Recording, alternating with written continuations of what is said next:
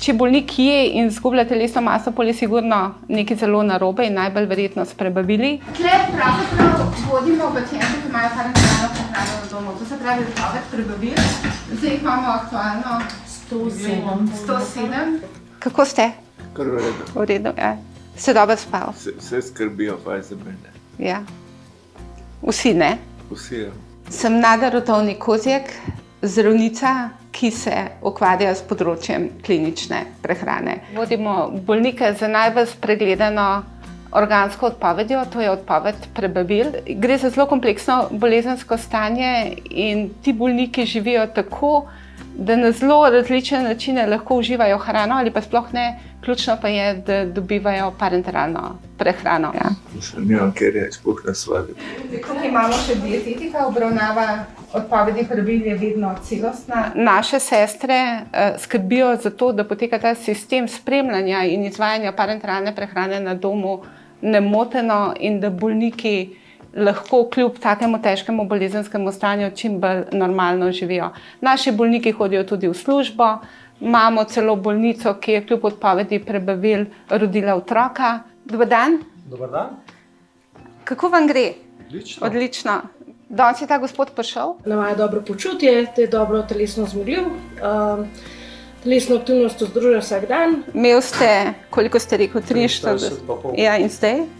Zdaj imam pa 68-69 kg. In ste pridobil predvsem mišično maso. Ja.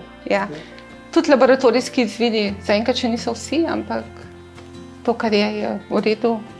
Najprej je potrebno poskrbeti, da bolniki tekom zdravljenja niso podhranjeni, ker prebavila so eden izmed tarčnih organov za podhranjenost. Če zmanjkuje telesnih tkiv, zmanjkuje tudi prebavil. Potem pri obsežnih resekcijah prebavil, pri kroničnih vnetjih prebavil, kot je Crohnova bolezen, pri drugih boleznih črevesja. Ravno ta pacient, ki je danes prišel na kontrolo in ga sedaj obravnavamo, je takšen pacient, ki si ga želimo, ker je res telesno dejaven. Zato pa je uspeh terapije. Ja. Je zagotovljena, ne? Ja. Najprej so hospitalizirani na oddelku, kjer izvedemo celostno obravnavo.